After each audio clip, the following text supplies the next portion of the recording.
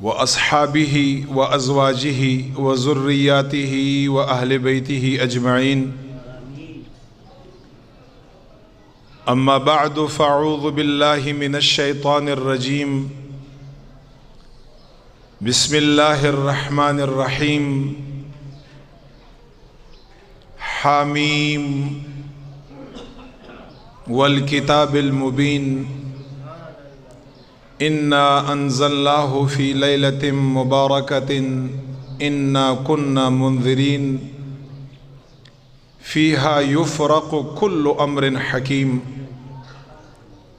صدق الله العظيم وصدق رسوله النبي الكريم الأمين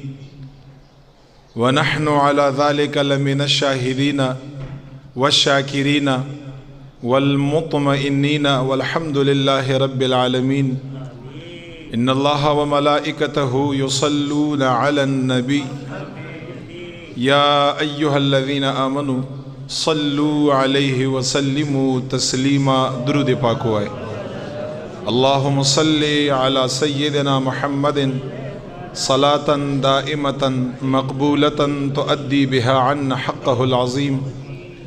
الصلاة والسلام عليك يا سيدي يا رسول الله الصلاة والسلام عليك يا سيدي يا محبوب رب العالمين وعلى آلك وأصحابك يا سيدي يا رحمة للعالمين ډیرو ګرانو معززو سامعینو حاضرینو محبینو ټولو ته السلام علیکم ورحمۃ اللہ وبرکاتہ. محترم حاضرینو د شعبان المعظم د برات د میاشتې نن لسمه ورځ ده او دا ډیره د خیرونو د برکتونو د ثوابونو میاشته د دغه میاشتې په روزو باندې عبادتو باندې ذکر او اذکار باندې ستاسو په وړاندې په تیرو جمعو کې ما تاسو وړاندې وضاحت کړی و الٰه العالمین څومره مسلمانانو په دغه میاشت کې خدای پاک استا عبادت کړي چا پکې روزي نیولي هر قسمه نفلی فرضی عبادت په دغه میاشت کې چا کړی الٰه العالمین دې زموږ او ستاسو ټولو مسلمانانو نه قبول او منظور کا. خو صاحبانو دا یاد لرئ دغه میاشت ختم نه ده او په دغه میاشت کې نن د هغې لسمه ورځ ده په پنځلسمه ورځ باندې چې هغې ته شب براءت شپه ویل کېږي لیلة المبارکه لیلة الرحمه او لیلة المغفره مونږ او تاسو هغې ته شب برات شپه وایو پنځلسي شپه ورته وایو په دغه میاشت کې هغه انشاءالله تعالی را روانه ده الٰه العالمین د زمونږ او تاسو په صحت باندې ورولي د چهارشنبې چې کومه شپه ده د چهارشنبې شپه او د چهارشنبې ورځ دا پنځلسمه ورځ ده او د چهارشنبې شپه په دغه را روانه هفته کې دا د شب براءت شپه ده انشاءالله تعالی. صاحبانو دا یاد لرئ زمونږ او تاسو لا رب لا یزال صحت را کړی دی مونږ او تاسو لا رب لا یزال زندگی را کړی ده مونږ او تاسو له رب لا یزال فراغت را کړی دی او دا ټول د رب لا یزال د طرفنا په انسان باندې نعمتونه دي او دغه نعمتونو تپوس انسان هغه چا نه وکا چې کوم خلکو سره صحت نشتا، کوم خلک په دنیا کې دومره مصروف دي او دنیا دومره په غالب ده چې هغوی سره فراغت نشتا. مونږ او ستاسو له رب لا یزال زندگی را کړې ده. نن دنیا مسلمانان په قبرونو کې پراته دي، هغوی سره د عبادت د الہ العالمین هیڅ موقع نشته دی. نن مونږ او تاسو سره د رب دا لا یزال د عبادت موقع شته. دا کومه شپه چې را روانه ده د چهارشنبې شپه، د شب براءت شپه، په کار ده چې ما او تایا کم از کم څه نه څه په عبادت باندې تېره کړو، په هغې کې قیام وکړو، رب لا یزالنا د خپلو مشکلاتو د مصائبو د ختمېدو دعاګانې وغواړو، د رزق د فراخۍ دعاګانې وغواړو، د بخنې د مغفرت دعاګانې وغواړو. ځکه په حدیث مبارک باندې ثابته خبره ده، رسول کریم آقا علیہ السلام فرمائی په دغه شپه د براءت باندې رب لا یزال د غروب د نور نه وخلا تر سحر پورې انسان ته دا اوازونه کا څوک دی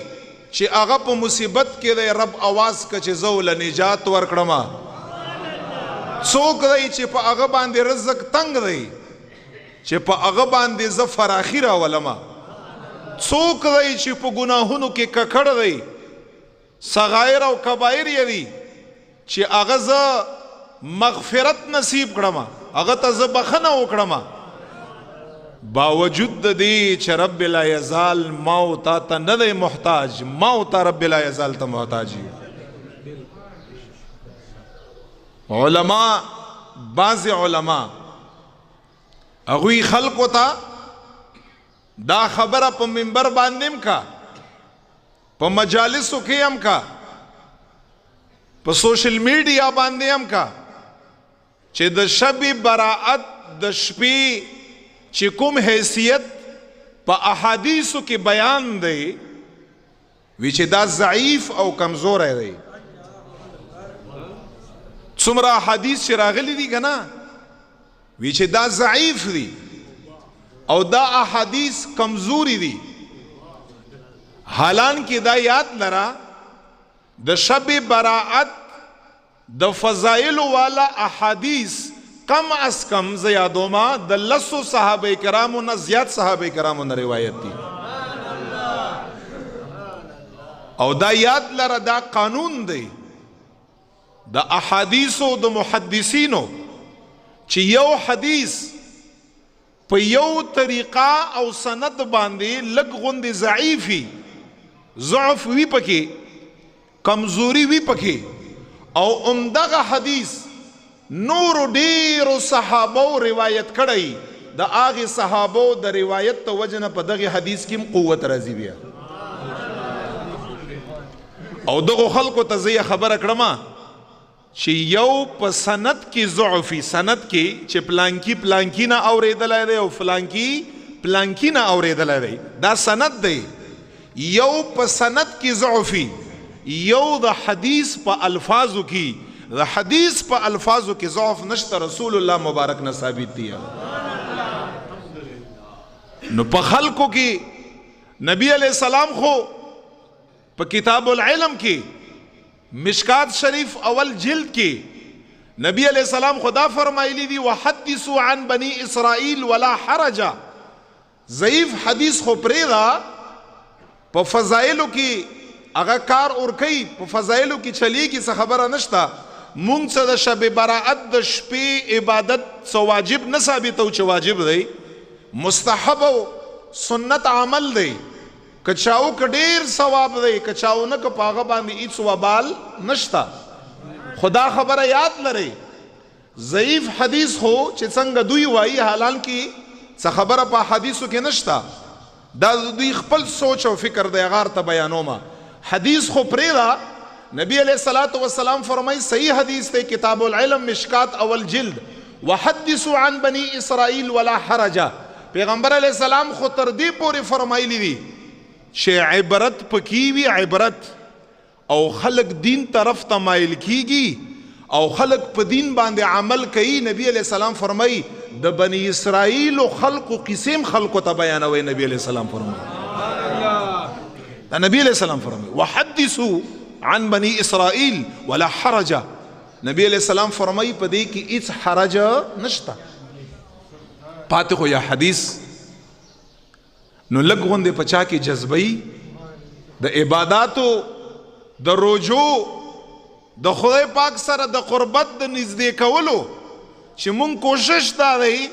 چې مونږ تاسو خپل ځان رب سره نږدې کړو رب قربت حاصل کړو په دغسې مقدس شپو باندې پاکیزه او پاکو شپو باندې خصوصي اهتمام وکړو یو طرف ته زمونږ دا کوششي چې انسان په جانماز باندې رب لا یزال ته ادرو رب لا یزال ته په جانماز ادرو پس ته مونځ نه یا رب ته اجړو په خپلو ګناهونو باندې خپیمانه کړو چې رب یا وبخي نو بل طرف ته دا خلک لګیا دي او وایي چې دا خبره ضعیف حدیث نه ثابته ده او دا خبره مونږ وایو صاحبه چې رب لا یزال ته څوک بخنه وباسي رب لا یزال ته څوک رجوع کا رب لا یزال ته څوک جاړي رب لا یزال ته څوک په جانماز باندې ودرګي که دا خبره ضعیف حدیث نم ثابته ای دا زما د پارم فایده منه ده او ستاسو د پارم فایده منه هیڅ خبره په دې کې نشته مونږ او تاسو چې رب ته ودرګو په دې کې کومه قبحه ده رب لا یزال ته رجوع کړو رب ته جاړو رب نه بخنه غواړو رب د پاره سحر روزه نسو په دې کې کومه قبحه ده او تاسو د جلیل القدر محدثینو کتابونو اوچت کړئ ابن ماجه شریف امام ترمذی شریف مسند احمد اوچت کړئ امام بیهقی اوچت کړئ مصنف ابن ابي شیبه اوچت کړئ شعب الایمان اوچت کړئ مشکات شریف اوچت کړئ دغه محدثینو د شب براءت د شپې باقاعده باب په خپل کتاب کې راوړی دی دا محدثین نه پوهیده باقاعده باب یې راوړی باب ما جاء فی لیلة من نصف شعبان او باغ باب کیا احادیث راوړي دي تاسو چت کړی دا محدثین نن نه پسونو کلو باندې مخ کې تیر دي او خپل ځواني د دین او د اسلام لپاره قرباني کړي دغه خلکو څه مطلب دی دا خلک تاسو ولی رب لا یزال نه لري کوي دا هغه د عبادت نه لري کوي نن سبا خو مسلمان اسم لري دی په دنیا کې مشغول دی مصروف دی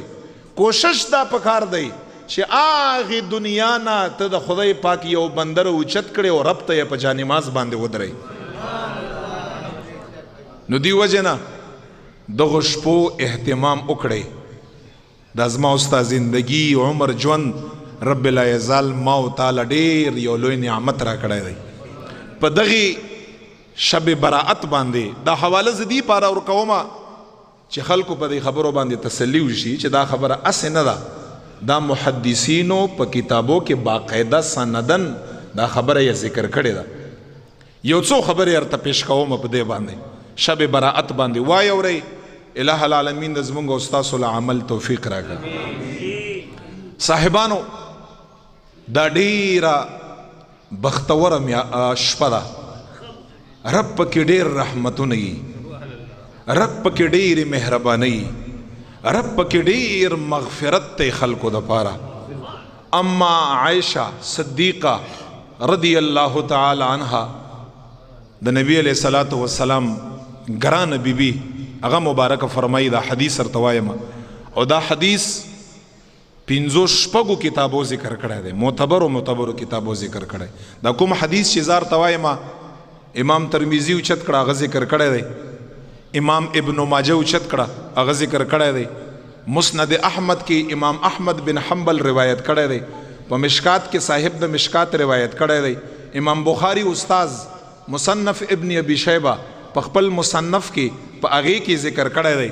او امام بیهقي کتاب دی شعب الایمان په هغې کې ذکر کړی 5 محدثینو دا حدیث مبارک روایت کړی داسې نور ګڼ شمېر باندې محدثین. اما عائشہ صدیقہ څه فرمایي دا حدیث واورئ. عائشہ مبارکه فرمایي یو شپه رسول کریم آقا علیہ الصلوۃ والسلام ما سره نمبرو نبی علیہ الصلوۃ والسلام مبارک با بیبیانو باندې په نمبر باندې ګرځیده. عائشہ مبارکه فرمایي ما سره رسول کریم آقا علیہ السلام نمبرو د شپې ز شپې را اوچته شوما نبی علیہ الصلوۃ والسلام مبارک ما سره په بستر کې نشتا چې ما په زړه کې وی چې حضور مبارک چرته تللی شي ما څنګه پرې خودای شي. دا مبارک فرمایي زره اوچته شوما نبی علیہ الصلوۃ والسلام مبارک پسې راووتما چې راووتما په مدینه منوره کې نبی علیہ الصلوۃ والسلام مبارک د شپې ناوخت ټیم په جنت البقیع کې د صحابو په مقبره کې ولاړ دی. رب لا یزال خپل صحابو د پاره بخنه او مغفرت غواړي. اما عائشہ صدیقہ نو د حدیث نه دا خبره ثابته شوه چې په دغه شپه باندې خپل مړو د پاره مغفرت دعاګانې غوښتل دا د نبی علیہ السلام سنت دی. زرالما نبی علیہ السلام چې څنګه راته وکاته عائشہ مبارکه فرمای ماتی او فرمایل تو ولی په ما پسې رالی ما خیال ستا سوچ داو چې نبی علیہ الصلوۃ والسلام مبارک به ما سره زیاتی وکا زما دا شپه به بلی بیبی لا ورکا ته ما پسې ولی رالی. عائشہ مبارکه فرمای ما ورته وفرمایل یا رسول الله والله ما عمدا ګمانو چې کوم تا وی چې ما په خپل زړه کې ځان سره دا وی چې نبی علیہ الصلوۃ والسلام ما نه تللی دی او دا زما نمبر یې بلی بیبي له ورکړی دی نو چې زه راوچته شم ما سره نه مې موجود ځکه یا رسول الله مبارک زه تاسو پسې رالم. نبی علیہ الصلوۃ والسلام څه ورته فرمایي نبی علیہ السلام ورته فرمایي عائشہ مبارکي تا ته پته ده نن کومه شپه ده چې ما ورته وفرمایل الله ورسوله اعلم الله دا غیر رسول صلی الله علیه وسلم خپوهیږي وی چې ماته و فرمایل چې نن د براءت شپه ده شب براءت ته نن او دا نبی علیہ السلام الفاظ ته وګورئ په عربو کې یو قبیله وا هغه ته ویل کېږي بنو کلب دا د قبیلې نوم دی د هغې ګډې چیلۍ دا ډېرې زیاتې وي یعنې دا به مشهوره وه چې په عربو کې د بنو کلب د قبیلې په مقدار باندې ګډي بيزي چیلۍ دا هیچا سره نشتا چې دا ټول قبایل یا راجمه کا نو ځان له دوی ته نشي رسیدای دومره زیات بنو کلب سره ګډي او چیلۍ وي چې نبی علیہ السلام را تصف فرمایل عائشہ مبارکه فرمایي نبی علیہ السلام را تو فرمایل نن شپه د براءت او اے عائشہ مبارکی نن زما په امت کې رب لا یزال د بنو کلب د ګډو بيزو د چیلیو د وړیو د ویختو نه په زیات مقدار کې زما په امت کې په نن شپه باندې خلق بخي اغوی ته مغفرت کا نن اغوی ته بخنه کا د بنو کلب د ګډو بيزو په شا باندې چې څومره ویخته دي تاسو اندازه لګولای شئ څومره وړی ده نن خدای پاک اهل ایمان تا او اهل اسلام تا د بنو کلب د ګډو بيزو د چیلیو د وړینا د ویختونا په زیات برابر نه په زیات مقدار باندې رب لا یزال اغوی تا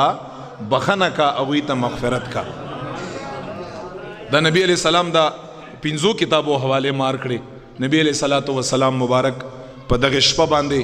خپل بستر پر خو دی بقیله تل دی او امت تا صحابو ته یا دعاګانې کړي دي مغفرت یا اغوی د پاره غوښته دی او بیا د ټول امت د بخنې د پاره رسول کریم آقا علیہ السلام اعلان فرمایلی دی چې په دې شپه باندې دومره په کثرت باندې رب لا یزال زما امت بخي چې عائشہ مبارک ته د هغې تعداد سوچ هم نشي کړی چې رب لا یزال زما امت په دغه شپه باندې څومره مغفرت ورته کا او څومره بخنه ورته کا. نو زه تاسو نه تپوس کړم چې یو انسان په اهتمام باندې جانماز واچي په اراده باندې، دا خو د هغو خلکو خبره ده چې زما او ستا په بستره باندې آرام فرمایو پراته یو، رب لا یزال سحر کې داسې روچت کړو چې ما او تا ته رب لا یزال بخنه کړي. دا خو هغو خلکو خبره ده. بیا چې کوم خلک جانماز خور کا په دغه شپه باندې او رب ته په اهتمام باندې ودرېږي، رب ته عبادت وکا، رب نه مغفرت وغواړي، ته اندازه ولګوه چې دغو خلکو به په خصوصي توګه باندې بخنه او مغفرت نه، په خصوصي توګه باندې به دغو خلکو بخنه او مغفرت د الله د طرف نه. ولې دا خلک مسلمانان الله نه لرې کوي؟ الله تر قریب شي صاحبان. رب په طرف باندې راشي. دا رب صرف د پاکانو او د خاصانو نه دی، دا رب صرف د اولیاءو نه دی، دا رب صرف د علماو نه دی،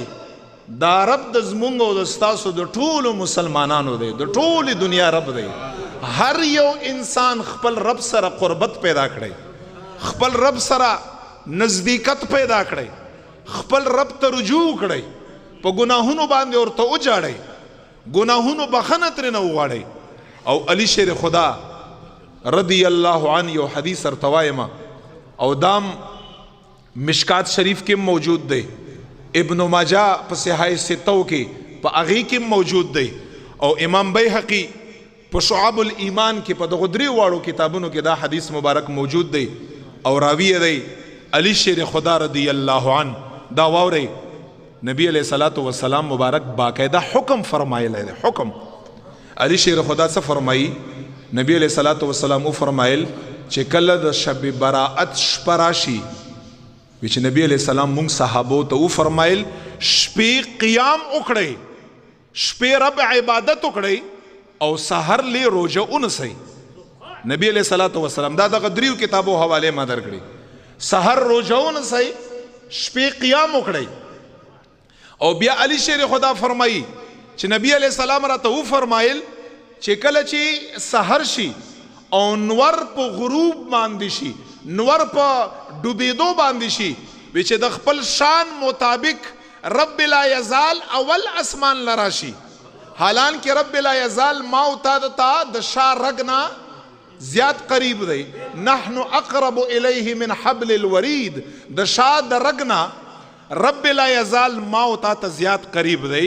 خود خپل شان مطابق رسول کریم فرمائی اول اسمان دنیا لراشی او د غروب نه وخلا. علی شیر خدا فرمائی غروب نه وخلا تر سحر طلوع پوری فجر صادق پوری اول اسمان کی کما یلیق بشانه آوازونه کا مسلمانانو تا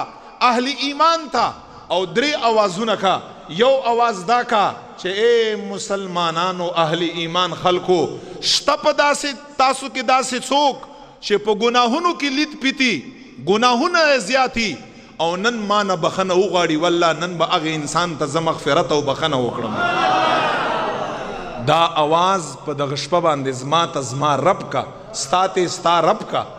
دویم نمبر आवाज کا شته څوک رزق د هغه تنګ دی چې ما نه وغواړي چې زه نن شپه باندې د هغه رزق فراخ کړم. او رسول کریم آقا علیہ السلام فرمائی دریم نمبر آوازا دا آواز کا شته په تاسو کې څوک په مصیبت کې، څوک په تکلیف کې، څوک په دشواری کې، څوک په مشکل کې چې هغه ډیر وخت نه اخته دی خو افسوس چې ما طرف ته رجوع نه کړی. نن داسې څوک شته چې ما طرف ته رجوع کا، ما ته ووایي چې رب زه په مصیبت کې یم، زه په تکلیف کې یم، چې نن هغه انسان زه مصیبت او تکلیف نه خلاص کړم. نبی علیہ السلام فرمایي او دا आवाज د رب لا یزال یو आवाज نه. رسول کریم آقا علیہ السلام فرمائی غروب نه رب لا یزال شروعی تر سحر طلوع فجر صادق پورې دا आवाजونه کوي. خو زما او ستا په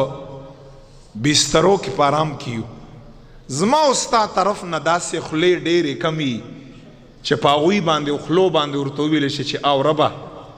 یو ګناهګار شته په ګناهونو کې لیت پیت انسان چې کبایر یم دی صغایر یم دی ډېرې کمزورۍ یم دی او رب داس یو بندشتا رب باغته خامخا بخنه کا او ربا زما رزق تنگ دی په تکلیف کې ما رب لا یزال به رزق خامخا کولوي او رب ز په مصیبت کې مشکلاتو کې ما خلاص کړه رسول کریم آقا علیہ السلام فرمای رب یا خامخا خلاصي تو خو رجوع هم کړه عبداللہ ابن عمر د عمر فاروق سے بچای دی او دا حدیث امام بهقی په خپل کتاب شعب الایمان کې روایت کړی دی عبداللہ ابن عمر څه فرمایي 5 لیال لا يرد فيهن الدعاء ليلة الجمعة وأول ليلة من رجب وليلة النصف من شعبان وليلة العيد وليلة النحر عبداللہ ابن عمر څه فرمایي 5 لیال 15 شپې دي دا یاد لرئ لا يرد فيهن الدعاء د مبارک فرمایي په دغه 15 شپو کې چې انسان لاسونه رب ته اوچت کا او رب نه وغاړي که مصیبت نه ځان خلاصي که ګناه نه ځان خلاصي که رب نه نعمت غواړي جایز خواهش مراد هر یو سیز غواړي 15 داسې شپې دي چې رب ته په هغې کې لاسونه مسلمان مومن اوچت کا لا يرد فيهن الدعاء په دغو 15 شپو کې د هغې انسان دعا نه رد کیږي دعا یې قبلیږي ستا دعا مردود نه ده قبوله ده او دا د عبدالله ابن عمر ټاپه ده او دا یې رسول کریم آقا علیہ السلام نه اوریدلی دي لیلة الجمعه عبدالله ابن عمر فرمای د جمعې شپه ده او په هغې جمعې شپه خاص وقت کې راوچت شي رب ته ودرېږي او رب نه وغواړي رب ستا دعا نرد کوي خامخا یې قبلی ولیلة نصف من رجب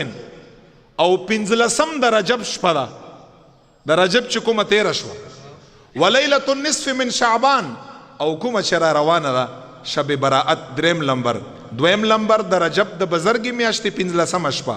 او دریم لمبر د براءت شپه ده چې کومه د چهارشنبې په شپه باندې را روانه ده دا داسې شپه ده لا يرد فيهن الدعاء عبدالله ابن عمر فرمایي په دغه براءت شپه کې چې رب لا یزال نه څوک دعا وغواړي رب یې قبلی چا دعا یې رد کړې نه ده رب لا یزال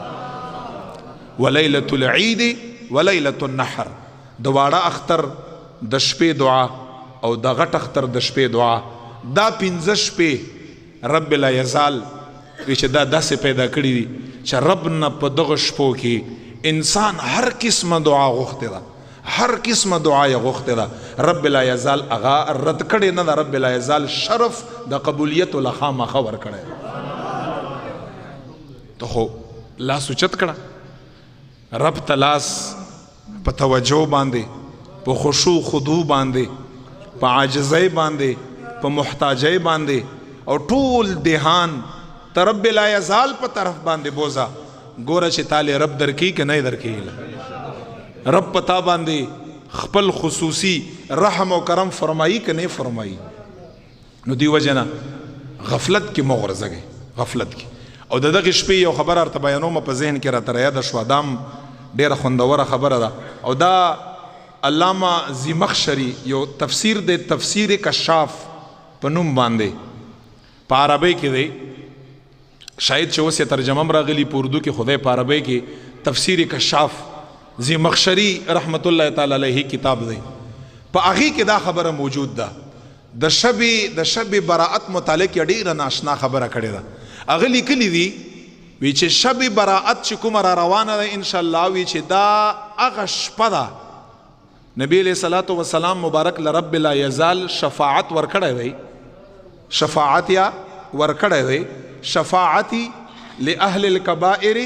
من امتی نبی علیہ السلام فرمای زما شفاعت با په آخرت کې زما د امت غټو غټو گناهونو د پاره دا د نبی علیہ الصلوۃ والسلام کمال دی رب لا یزال ورکړی دی خو تفسیر کشاف ولا سفر مې څه لیکلی دي وی چې حضور کریم آقا علیہ السلام لا چې رب لا یزال د شفاعت د غلو یا ذخیره ورکړی دا او د امت د ښېګړې دپاره دا شفاعت د غلو یا معجزه ورکړې ده تفسیر کشاف صاحب لیکلی دی چې دغه شفاعت دغه لویه ذخیره او معجزه چې رب لا یزال رسول کریم آقا علیه السلام له ورکړی وي چې دایم د شب براءت په شپه باندې ول ورکړی او داغه تفصیل یې څنګه بیان کړی دی تفصیل یې داسې بیان کړی دی تفسیر کشاف صاحب لیکلی دی وی چې نبی علیہ الصلوۃ والسلام مبارک د شب براءت په 14 شپه باندې دعا وغوښته د شعبان المعظم په 14 شپه باندې دعا وغوښته رب لا یزال په آخرت کې زما د امت لپاره زما شفاعت قبول کړه وی چې الہ العالمین د طرف نو وحی رااله جبرئیل علیہ السلام راغی په دعا د رسول کریم آقا علیہ السلام باندې او رب لا یزال ورته فرمایل یا رسول کریم آقا علیہ السلام ستا شفاعت با د امت درېیمې حصے په باره کې ستا امت به څو حصے کومه 3 حصے کوم بیا ستا شفاعت په امت په درېیمه حصہ کې قبلوم دا نور نه وی چې کله رسول کریم آقا علیہ السلام امت 2 حصے پاتې شو 2 حصے خو ډیره لویه خبره ده نبی علیہ السلام یو امتی داسې نه پریښی چې لاس نه نیولی نه او جنت ته نه داخل کړه 2 حصے امت دا خو ډیره لویه خبره وی چې په 14 شعبان المعظم باندې بیا دعا وکړه چې رب لا یزال دا 2 حصے امت بس شي کا دا بچرته زی خدای پاک از مال د ټول امت شفاعت راکړه تفسیر کشاف صاحب لیکلی جبرئیل علیہ السلام راغه اور ته فرمای رب لا یزال فرمای د 2 حصو شفاعت مدر کا الا چې دا هغه 2 حصو شفاعت تو کړي او دنیا نه په ایمان باندې راغلی ډیرم ګناهګار یا رسول الله خو چې تاسو شفاعت وکړه لاس نه به نسه او جنت ته به داخله یو حصہ پاتې شو تفسیر کشاف صاحب لیکي نبی کریم علیہ السلام ورته فرمایي زما دا یو امت حصہ بس شي کا دا بچرته زی خدای پاک وی چې شب براءت په 15 شپه باندې رسول کریم آقا علیہ السلام بیا دعا وکړه چې خدای پاکه د ټول امت ګناهګار شفاعت تر نغواړم چې څومره اهل ایمان او اهل اسلام ګناهګاران دي دا غو شفاعت تر نغواړم تفسیر کشاف صاحب لیکلی دي د شب براءت په شپه باندې چې رسول کریم آقا علیہ السلام دریم ظلم دعا وغوښته جبرئیل علیہ السلام راغی اور ته فرمای یا رسول الله رب لا یزال فرمای چې رب طرف نستاد ټول امت ته پارستا لپاره شفاعت ځکه نبی علیہ السلام فرمایل شفاعتی لأهل الكبائر من امتی نبی علیہ السلام فرمای زما شفاعت با د ټول امت مسلمانانو مومنانو د کبیره ګناهونو د پاره غټ ګناهونو د پاره رسول کریم آقا علیہ السلام فرمای زما شفاعت به رب لا یزال په دغه شپه باندې ول ورکړی دی او دا وخت پوره دی اخر کې ارته صرف د 2 رکعاتو یعنی کم از کم انسان چې ډیرم غافل شي او زما غوندي شي او انتهایی غفلتم په هغه کې راشي کم از کم 2 رکعات مونږ هغه کړی شي کم از کم په دغه شپه باندې نو هغه متعلق یو خبر ارته کړم دا د بنی اسرائیل د نبی د عیسی علیہ الصلوۃ والسلام واقعا ده او نبی علیہ الصلوۃ والسلام په صحیح حدیث کې فرمایلی دي وحدثوا عن بنی اسرائیل ولا حرج تاسو په تور د عبرت باندې د بنی اسرائیل واقعات خلقو ته بیانوي پاغه کې څه خبره نشته نو دغه حدیث په بنیاد باندې دا واقعات ته بیانوم کتابو لیکل ده عیسی علیہ الصلوۃ والسلام مبارک وی چې په سفر باندې دی روان دی تاسو اندازه ولګوئ وی چې روان دی په یو لوی ریګستان کې یو میدان دی یو ریګستان دی په هغه کې روان دی عیسی علیہ الصلوۃ والسلام په هغه کې یو غونډه یو وکته داسې غونډه شانته یو ورکوټه غر په هغه باندې نظر وغورځید عیسی علیہ السلام فرمای چې کله ما په هغه باندې نظر وغورځید هغه غونډه نه د نور شغلې خته یو نورانی ځایو یو خسته ځایو چې ډیر زیات په تعجب کې واچولم ډیر زیات په حیرانتیا کې واچولم عیسی علیہ السلام فرمایي چې زه دغه غونډې لرالم چې زه به څومره دغه غونډې ته نږدې کېدم عیسی علیہ السلام فرمایي دومره به انوارات تجلیات نورم زیاتېده دومره به زما حیرانتیا نورم زیاتېده چې زه ډېر په تعجب او حیرانتیا باندې دغې غونډۍ سره کېناستم چې رب لا یزال د طرف نه وحی راته وشوه. جبریل علیه الصلاة والسلام راغی چې راته ویې فرمایل چې رب لا یزال فرمایي چې د دغې غونډۍ نه زیات حیران کن څیز درته وښایمه چې هغه د دغې غونډۍ نه هم څه زیات حیران کني چې د دغې غونډۍ نه زیات ورته حیران شي. ای عیسی علیه السلام چې ما ورته وفرمیل چې دې نه زیات به حیران کن څیز څه شی خدای پاکه. چې کله مې چې دا خبره وکړه چې په دې وخت کې رب لا یزال په حکم باندې هغه غونډۍ چې کوم هغه کولاو شوه داسې څیرې شوه څیرې شوه. په منځ کې یو ښایسته سړی دی صاحب دی د رب لا یزال په عبادت باندې ولاړ دی. خوراکم دی ورسره سکاکم دی ورسره الله قادر دی په هر څه باندې. وی چې هغه سړی چې ما ولید عیسی علیه السلام فرمایي زه نورم په حیرانتیا او په تعجب کې شوم چې خدای پاکه د دغې غونډۍ په منځ کې عبادت او خوراک او سکاک. وی چې ما خدای پاک ته څه عرض وکړه ما خدای پاک ته وفرمیل خدای پاکه د دغې انسان نه به هم لوی عابد لوی منځګزار څوک وي. وی داسې حیران شوم. وی چې رالم دغې کس ته ما ووي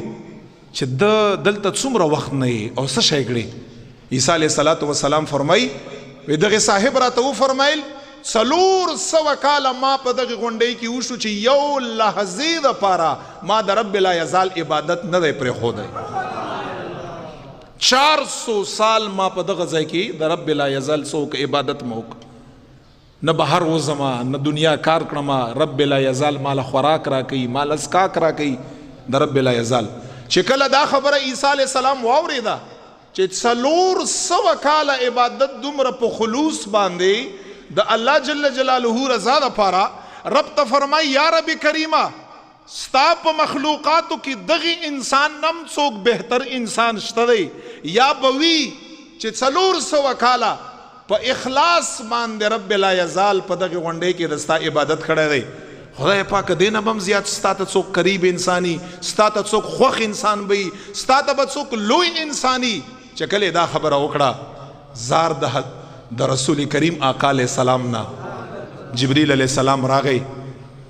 عیسی علیه السلام باندې سلام کا. عیسی علیه السلام ته فرمایي عیسی علیه السلام رب می فرمایي چې آو رب فرمایي چې دنم ما ته زیات نږدې انسان شته.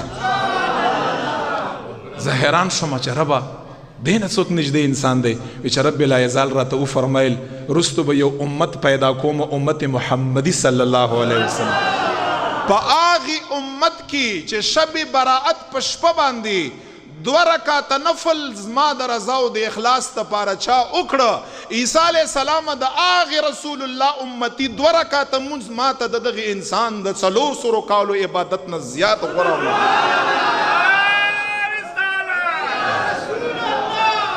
د هغه 2 رکعاته مونځ په اخلاص باندې چې شب براءت په شپه باندې وکړه د دغې انسان خپل مقام دی. خو رسول کریم آقا علیه السلام د خاطر والله هغه 2 رکعاته عبادت ما ته د 400 کالو د دغې انسان د عبادت نه زیات غورم دی او زیات راته خوښم دی. نو په دې کې عبرت دی زما او ستا دپاره. نو دې وجه نه لږه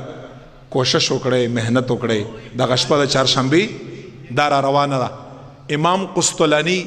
اخر کې یو خبره را یاده شوه 1 منټ کې ورته کومه او دا ډېره فایدهمنه ده. درود شریف په دې میاشت کې به په دې شپه باندې درود شریف هم لږ ډېر ووایئ. المواهب مواهب لدنیه دا یو کتاب دی امام قسطلانی لیکلی دی. هغه یې ډېره ښایسته خبرې لیکلې ده چې ان شهر شعبان شهر الصلاة على رسول الله صلی الله علیه وسلم لأن آیة الصلاة نزلت فی.